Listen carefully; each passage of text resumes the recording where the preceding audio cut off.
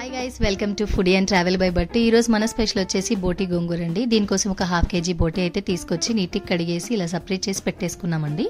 Cleaning కోసము ఒక glass వాటర్ని బాగా బాయిల్ చేసేసి ఈ ముక్కలు ఏవైతే ఉన్నాయో దానిలో వేసేసి కాసేపు మూత పెట్టి పక్కన పెట్టేసేయండి.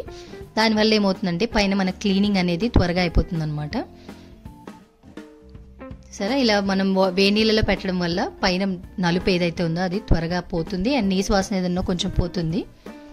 బోటీకి ఏంటంటే క్లీనింగ్ చాలా ఇంపార్టెంట్ అండి, లేదంటే కూర పాడైపోతుంది. ఎంత నీట్గా మీరు క్లీన్ చేసుకుంటే కూర అంత చక్కగా వస్తుంది.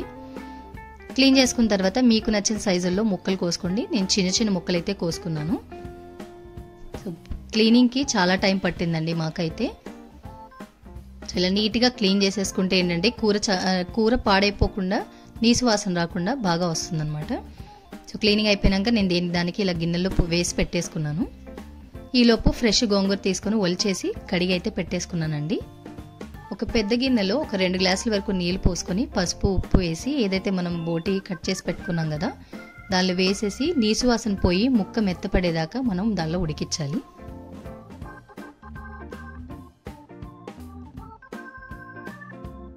బోటి వేసేసి ఉడికిద్దామండి కాసేపు.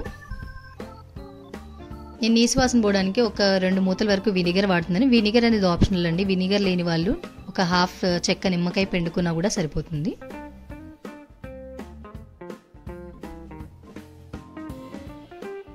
మధ్య మధ్యలో ఇలా చూస్తూ ఉండండి. ముక్క ఉడికిందంటే మనం ఆపేసేసి దీన్ని స్ట్రెయిన్ చేసి పక్కన పెట్టేసుకోవచ్చు.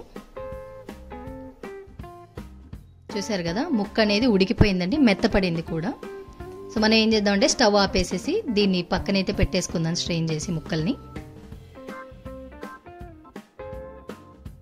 ఫస్ట్ టైం ఎవరైనా బోటి గోంగూర ట్రై చేసిన వాళ్ళైతే, మటన్ ట్రై చేసిన వాళ్ళైనా కూడా ఈ స్టైల్ చాలా బాగా నచ్చుతుందండి, ట్రై చేయండి.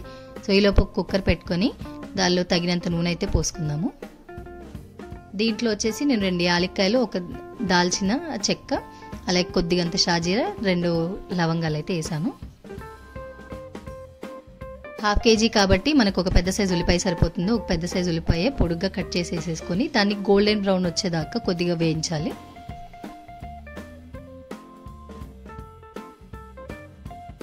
ఉల్లిపాయలు మగ్గిపోయిన తర్వాత ఒక పెద్ద సైజు టమాటా సరిపోతుందండి.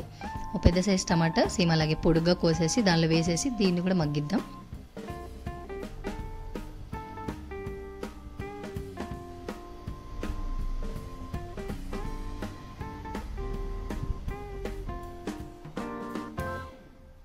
చూసారుగా టమాటా మగ్గిపోయింది. ఇప్పుడు 6 నుంచి 7 పచ్చిమిరపకాయలు కారానికి తగ్గట్టండి. మీరు కారం ఎక్కువ తింటే పచ్చిమిరపకాయలు ఎక్కువ వేసుకోవచ్చు.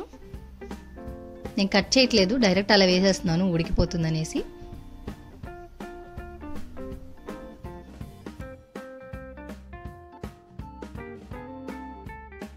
కొద్దిగంత బోటి యాడ్ చేసే ముందు ఒక 2 చెంచాల కారం వేసుకొని తర్వాత బోటి యాడ్ చేసేయండి. అల్లం వెల్లుల్లి పేస్ట్ ఇంట్లో కడిగేసి నీట్గా నేనైతే మిక్సీ పట్టి పెట్టుకున్నానండి. దీనివల్ల కూరకి రుచి వస్తుంది, టేస్ట్ కూడా చాలా బాగుంటుంది అనమాట. 2 టీ స్పూన్ల అల్లం వెల్లుల్లి పేస్ట్ వేసి అలా కలిపేసేసి ఒక గ్లాస్ వాటర్ వరకు పోసుకొని ఒక 4 నుంచి 5 కూతలు రప్పిద్దాము. ఎందుకంటే బోటి ఆల్రెడీ ఉడికిచ్చాం కాబట్టి 4 విజిల్లు సరిపోతుందండి.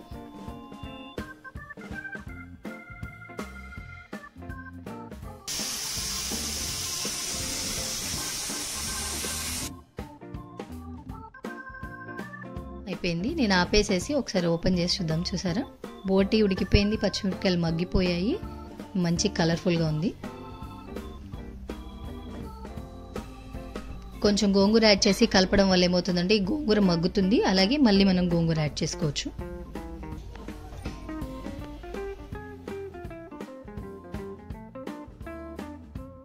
సరే, గోంగూర మగ్గింది కదా, ఇంకొంచెం గోంగూర అలా కొద్ది కొద్దిగా మీకు నచ్చినంత గోంగూర యాడ్ చేసేసుకోండి ఇందులో.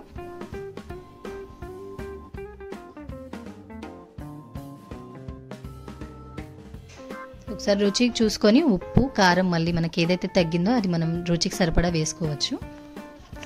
సో ఈ కర్రీ వచ్చేసి మనం రోటీలో ట్రై చేయొచ్చు, ప్లెయిన్ రైస్లో కూడా చాలా బాగుంటుంది. మేమైతే వెజ్ పలావ్లో అయితే ట్రై చేసామండి, టేస్ట్ చాలా బాగుంది. మీరు కూడా ఖచ్చితంగా ట్రై చేసి చూడండి. ట్రై చేసి మాకు కమెంట్ చేసి చెప్పండి టేస్ట్ ఎలా వచ్చిందనేది.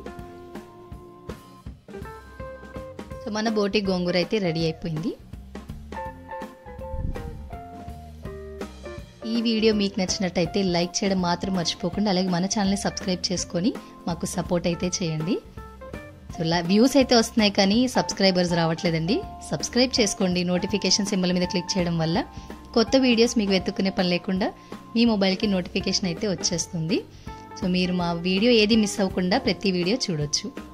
థ్యాంక్స్ ఫర్ వాచింగ్ ఆ వీడియో అండి.